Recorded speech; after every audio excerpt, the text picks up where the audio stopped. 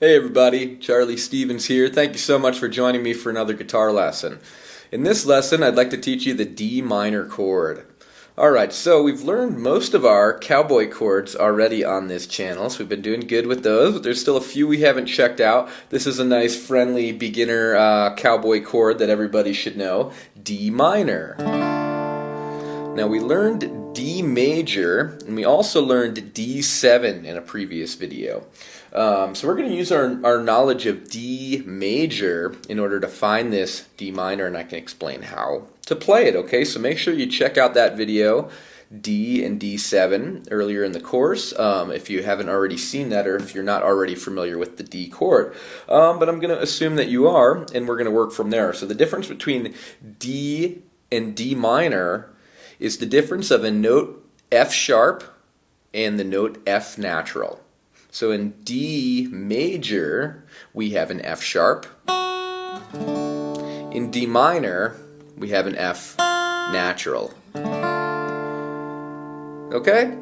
And that's really the key difference between those two chords, okay? Now, in terms of practical cowboy chords and where that falls, that's going to be on the first string.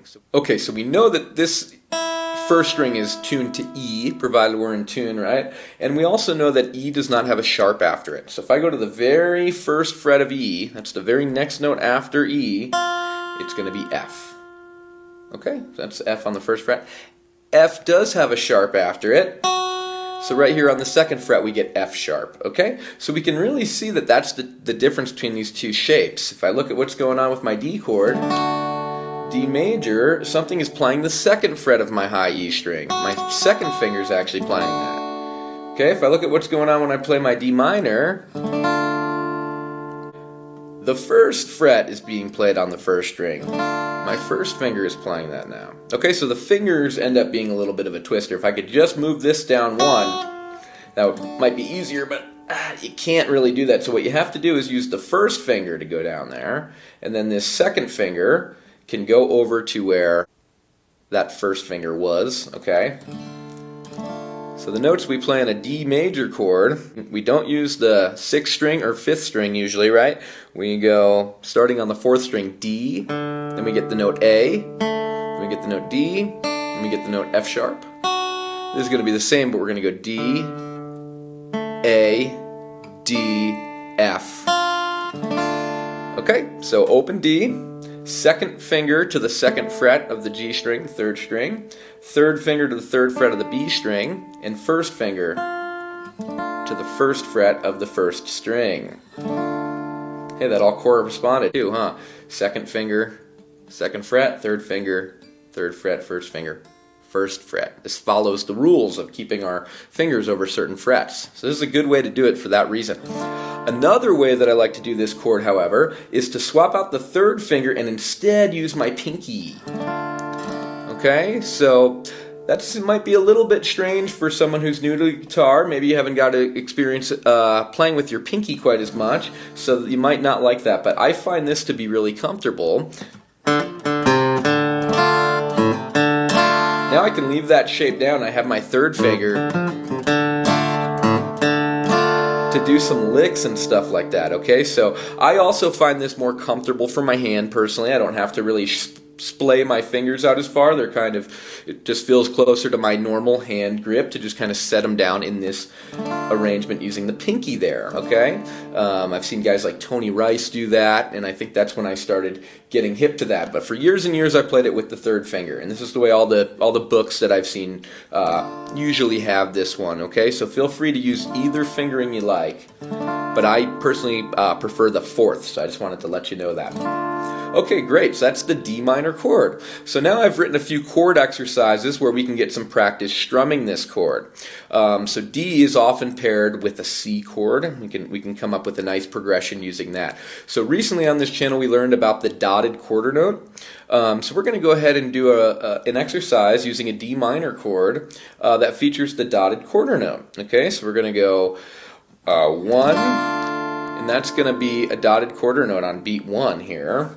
1, 2, and 3, 4, and. Okay, so if I have a dotted quarter note, 1, 2, that means nothing's on 2, and. So I go up there, right? and then I have another dotted quarter note on beat 3, so I do down again, and then 4 I have to skip because of the dot, and on the and of 4, come back up.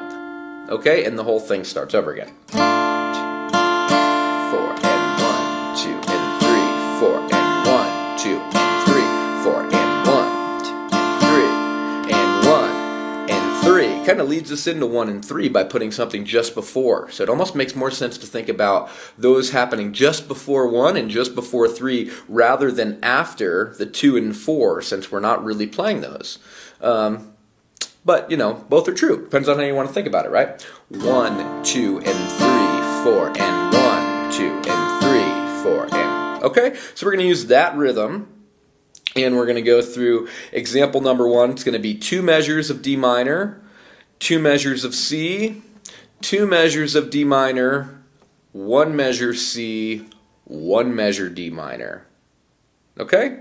Real simple. And we're also going to use the strum for nothing. So we have an up strum on the and of 4. So when we change chords,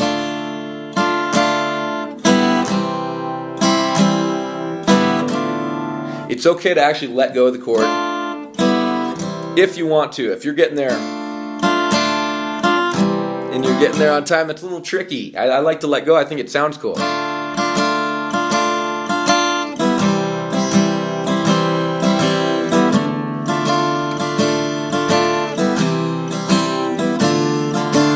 I just think it sounds cool to let go there. So we're also going to do the strum for nothing with this example too, okay? If you haven't checked out that video yet, please watch the video about the strum for nothing, and you can figure out what I mean by that. But it's just a little trick where we let go in between our chord changes sometimes. All right, let's give it a try together. Let's do it, okay? Example number 1. 1, 2, 3, 4.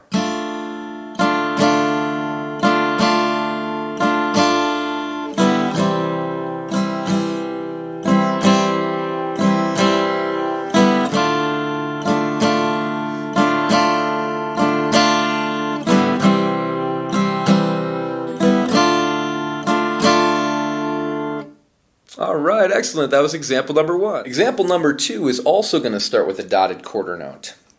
So we'll do dotted quarter note on beat 1, 1, 2, and then an upstroke on the and of 2, and then we have a quarter note on 3, 3, and a quarter note on 4. So it's 1 and 3, 4.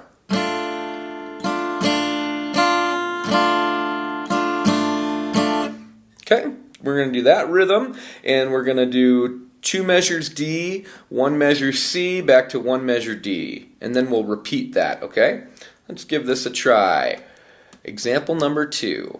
1, 2, 3, 4.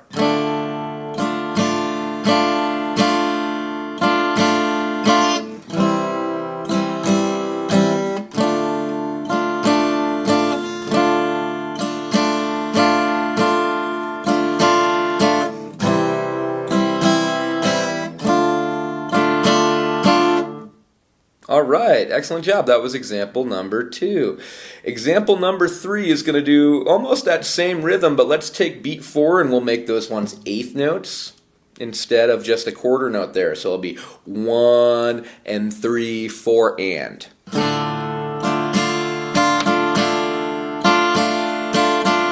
2, and 3, 4, and 1, 2, and 3, 4, and. Okay, now this one, we're going to start on a G5 chord.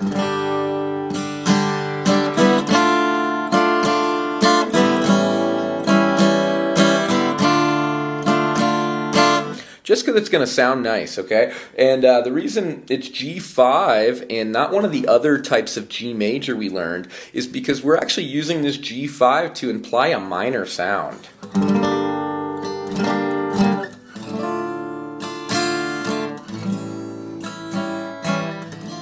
Okay, really, that G5 is functioning as a G minor. Now, since the chord G5 does not have a B or a B flat in it, we do not know if it's major or minor. It could function as either one. If you need it to function as major, it will. If you need it to function as minor, it will. Okay, so it doesn't really matter how you're thinking about it. If you actually accidentally played a G major here,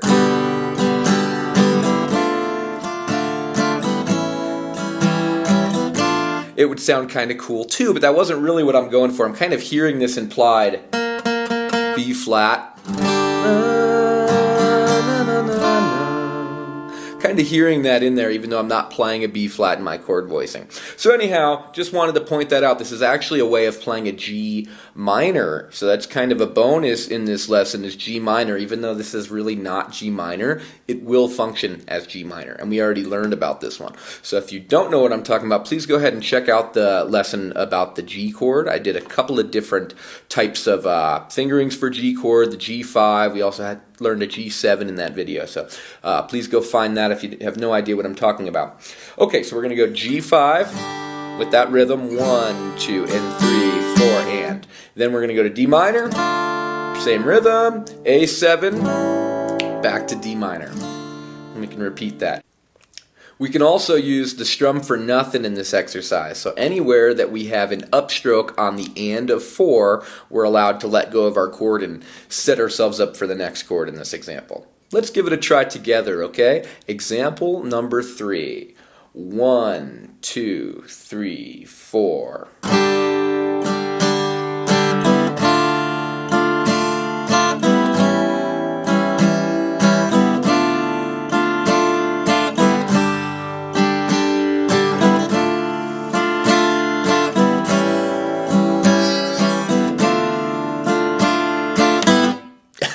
You don't really have to do the open strings at the very end. I would recommend not doing that there. But I just wanted to play it exactly as written in the tab here, just to be kind of funny. But really, we would, use our intuition to realize that it would actually sound nicer to end like this.